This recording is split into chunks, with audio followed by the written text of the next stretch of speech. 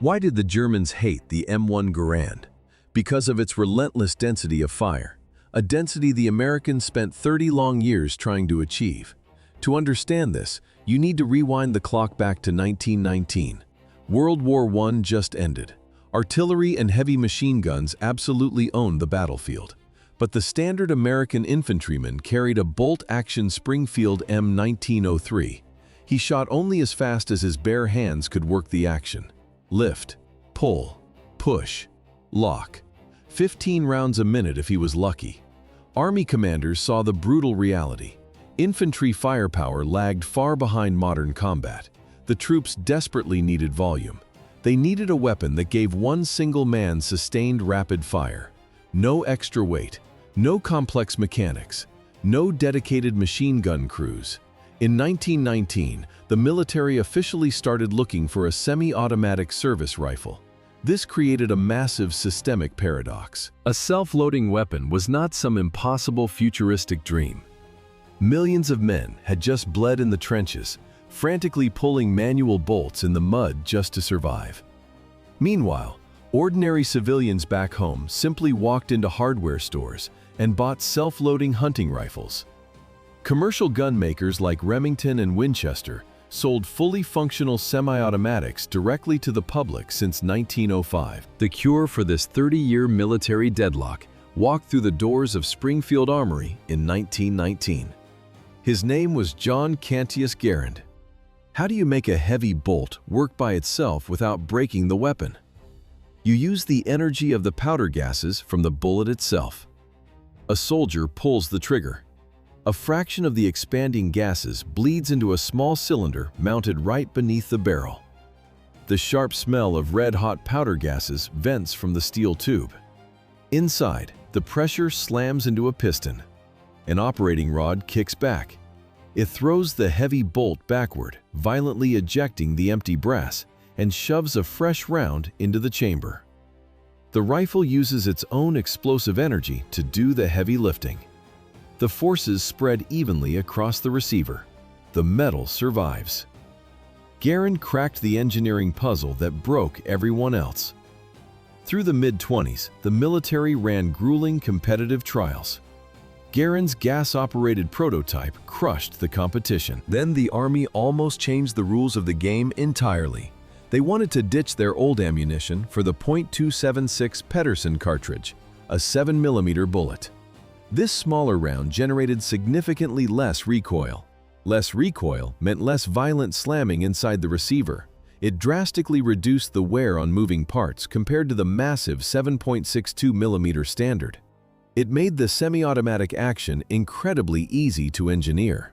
Soldiers could carry more ammo. The rifle ran flawlessly. By 1930, this specific .276 Garand actually won the formal military recommendation for adoption. The perfect infantry weapon was finally ready, but the troops never got it. The United States economy was collapsing into the Great Depression. The government still sat on massive mountains of leftover ammunition from the First World War. Nobody wanted to fund a brand new supply chain from absolute scratch. The Army High Command rejected the perfect new caliber to save the military budget. A .30-06 bullet hit with lethal force at 1,800 yards. But Garand's 1930 Triumph crashed straight into a logistical wall.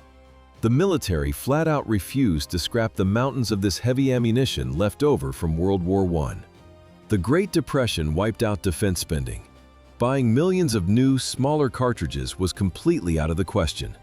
The brass forced engineers to adapt the new rifle to the old stockpile. That decision created an absolute mechanical nightmare. Firing the heavy round pushed chamber pressure to 50,000 pounds per square inch. That explosive energy literally tore apart the thin steel mechanisms of standard firearms. A self-loading action had to contain that massive pressure, extract the brass, and violently cycle a heavy steel bolt back and forth. Civilian tech shattered instantly. A commercial .35 Remington cartridge dropped targets at 200 yards. The Army demanded lethal hits at 1,800 yards. The sheer power gap destroyed everything on the test range. Foreign contenders like the Danish Bang rifle broke down under the immense friction. Domestic prototypes snapped into pieces. Reinforcing the internal parts to survive the blast made the weapons too heavy for infantrymen to carry. Garand had to start over. He redesigned the gas system to handle the heavy cartridge. It worked. On January 9, 1936, the military adopted the weapon. By June 1941, months before Pearl Harbor, production exploded. 1,000 rifles rolled off the assembly line every single day. At that relentless pace, the massive industrial machine could fully equip a standard 15,000-man infantry division in just 2 weeks. While European armies clung to slow, bolt-action guns, America stepped into the future. But the core of this future was a strict loading requirement. The top brass absolutely hated detachable magazines. They believed a gaping hole at the bottom would swallow mud, trap dirt, and inevitably wreck the action. They demanded a sealed system. Garand delivered the N-block clip, a simple piece of stamped steel holding 8 rounds in a tight stack. The loading sequence was brutal and fast. The shooter pulls the operating rod back. The bolt locks open. A thumb drives the loaded metal clip straight down into the top of the receiver. A sharp metallic click echoes as the internal latch bites the steel. The shooter removes the thumb. The heavy bolt violently snaps forward. It strips the top bullet and slams it into the chamber. The weapon is live. With every pull of the trigger, the gas system cycles the action automatically. An internal spring pushes the remaining rounds up. The gun fires, extracts, and feeds without stopping. The follower inside the magazine rises higher and higher. Finally, it trips the release lever. The empty metal clip flies straight up out of the receiver. Exactly after shot number 8. The ejection of that clip birthed the most stubborn myth of the Second World War, the legendary ping. Could the ringing of an empty clip actually betray a soldier to the enemy? No. In the chaos of real combat, that sound simply drowned in the roar. Hollywood loves the setup. An American fires his 8th round. The clip rings out. A German soldier hears the chime, realizes the rifle is empty, and attacks. But combat is not a soundstage. To make that scenario work, you need a lone rifleman, close range, dead silence. Reality dictated different rules. American infantry moved in squads. If one man was reloading, the rest of his unit was still laying down fire. The battlefield was a solid wall of artillery strikes, screaming voices, and exploding dirt. Veterans confirmed the truth. Beyond a few feet, the ping meant absolutely nothing. Nobody heard it. The real danger of the reload was not the enemy, it was the rifle itself. Millions of recruits learned this lesson on the training ranges. They called it the Garand thumb. The mechanics left no room for error. You push the fresh clip down into the magazine. You hesitate for a fraction of a second. The heavy steel operating rod snaps forward under the massive tension of the return spring. It slams the bolt shut instantly. If your thumb is still in the way, the steel crushes the bone straight against the receiver. Throbbing pain, a completely blackened fingernail. You learned the proper technique fast, or you learned it the hard way. With the bruised thumbs healed and the drills burned into muscle memory, command boxed the weapons up. The military shipped the rifles from American training grounds directly into the European meat grinder. In 1942, the German war machine marched into a modern conflict carrying 14 million bolt-action rifles from the past. Forget the cinematic image. Pop culture paints the Wehrmacht as a high-tech swarm firing MP-40 submachine guns on the move. But what was the average German soldier actually armed with?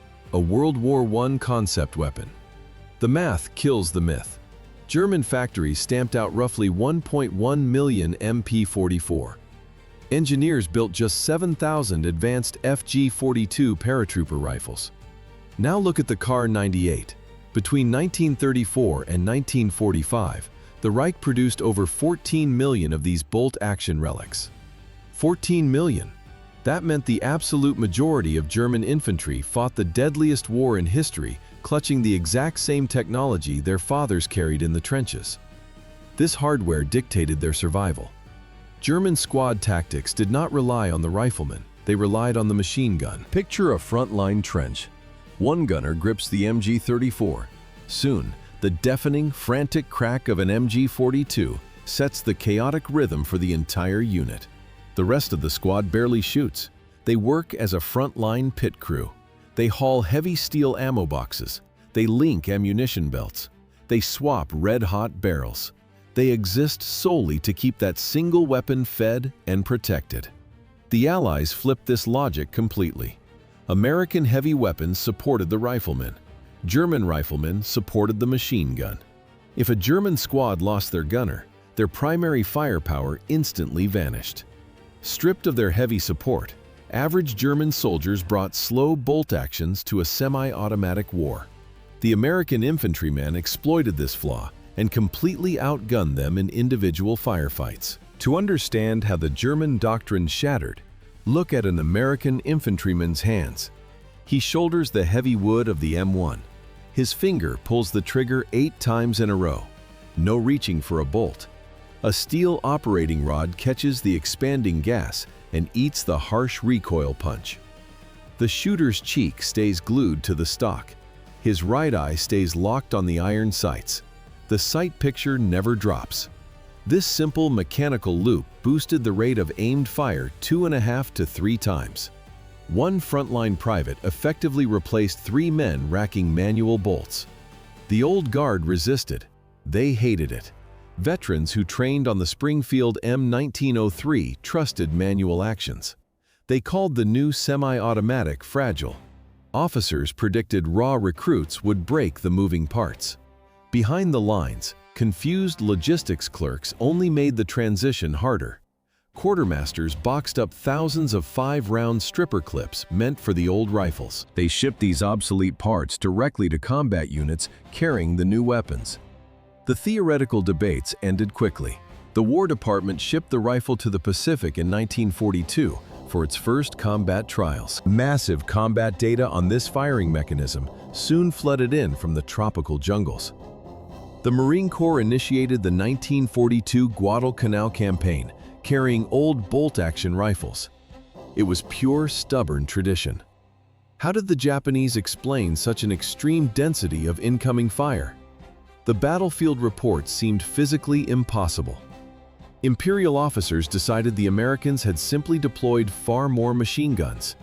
They were wrong. It was just standard infantry. Once the Marines tested the new semi-automatics under fire, they demanded mass shipments immediately. The weapons survived the mud. They held up in the brutal humidity. Entire squads fired without dropping their sights. A dense, relentless barrage of fire pierced the dark jungle canopy during every Japanese banzai charge.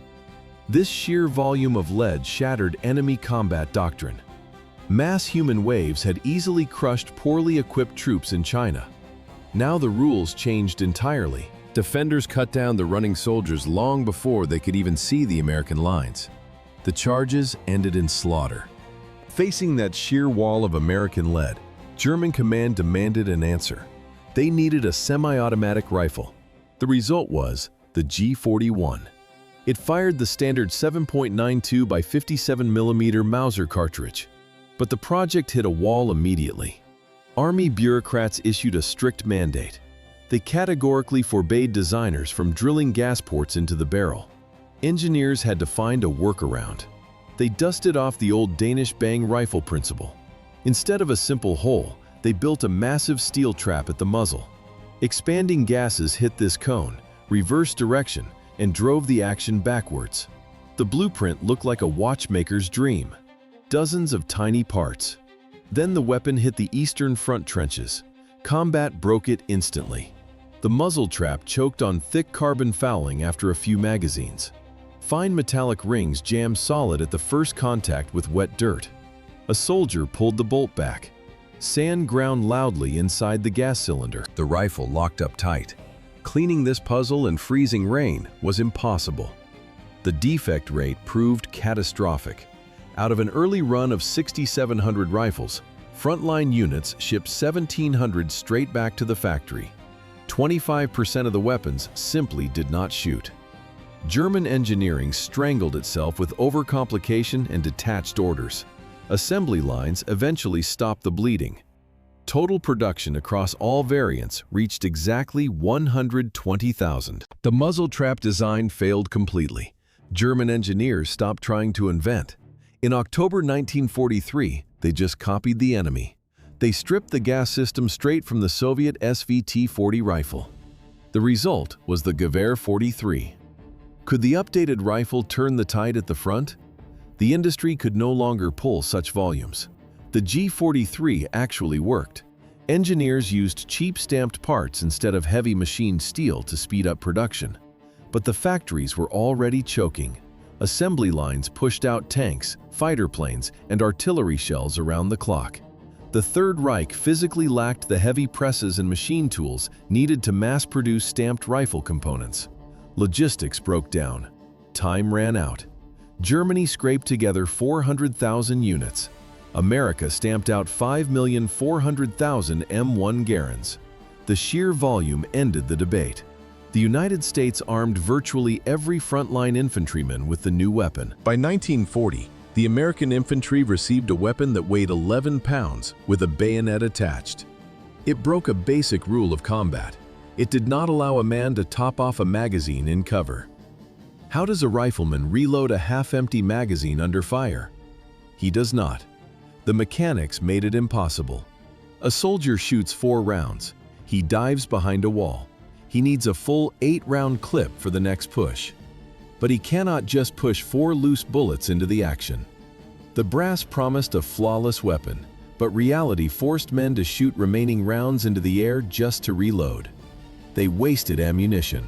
They exposed their positions, all to force the empty metal block out.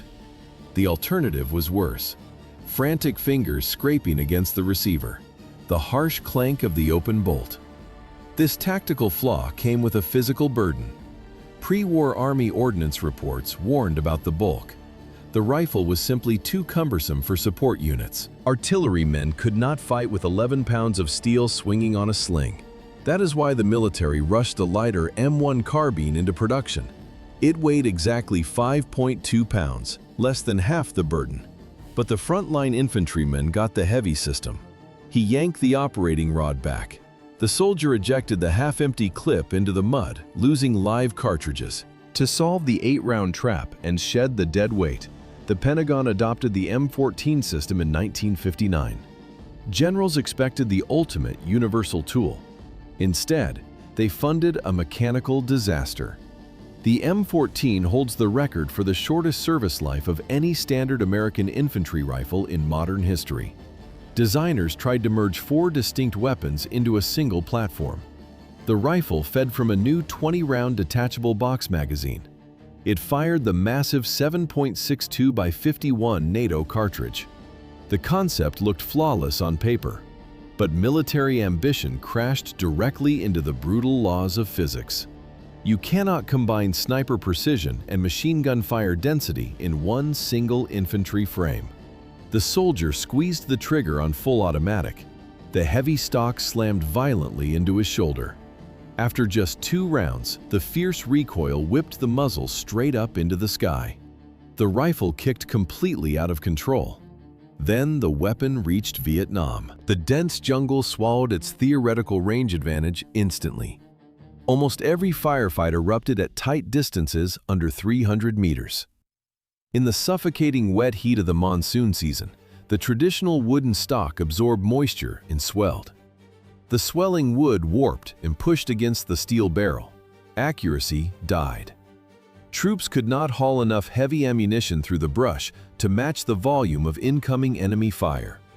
The overloaded hybrid failed on every tactical level. Washington ordered an emergency replacement. The rifle survived in frontline service for exactly 11 to 12 years. While American troops wrestled with the brutal recoil of the heavy M14 in Vietnam, the exact technical fix was already gathering dust in German World War II archives. Cut the brass case, reduce the powder, drop the recoil. The physics are bluntly simple. Why shoot a powerful long-range cartridge if almost all engagements happen at a distance of under 300 meters? The German military asked this exact question. Their answer was the 7.92 by 33 mm Kurz. A shorter cartridge meant controllable automatic fire. They tested this intermediate concept with the STG-44 rifle during the war, laying the precise ballistic blueprint for the M16 that would emerge decades later. The math dictated the future. A 5.56 NATO round weighs almost half as much as the old 7.62. The result is pure tactical advantage. A soldier carries twice the ammunition. The gear weight stays exactly the same. Twice the firepower. Zero extra fatigue. The heavy battle rifle concept collapsed. Between 1967 and 1969, the M16 officially replaced the M14 in the jungle. Every major military on the planet eventually transitioned to smaller calibers. The era of the heavy wood and steel behemoth was permanently over. But the man who built the ultimate American battle rifle had already taken his reward. John Garand received his Medal for Merit in 1944. Washington did not hand out that wartime medal for flawless ergonomics. Garand earned it because every other military failed to build a working alternative. The Soviets moved first. They adopted the SVT-40 in 1940, but the complex gas system choked on mass-produced ammunition. 10% of Soviet rifles jammed in the field. The Garand failed just 1.75% of the time. Moscow gave up. They scrapped the complicated automatics and initiated a massive technological rollback. Conscripts received the Mosin rifle instead. It forced the Soviet infantry back to a late 19th century bolt-action design, but untrained soldiers could actually maintain it. Britain explored the semi-automatic route too. They tested the Garand in 1939, but switching over meant stopping their assembly lines. They needed weapons immediately. The British shelved the idea and kept building the old Lee Enfield. Japan bypassed the research phase completely. They went straight to plagiarism. Their Type 4 was a direct copy of the American rifle, but Japanese factories lacked the raw materials to mass produce it. They managed to assemble roughly 250 rifles before the war ended. This explains why Washington held on to a heavy, hard-kicking concept for so long. The American rifle was not perfect. It was simply the only one that survived the factories and the dirt. Every other nation either rolled back their technology or ran out of time entirely. The Garand had no rivals left.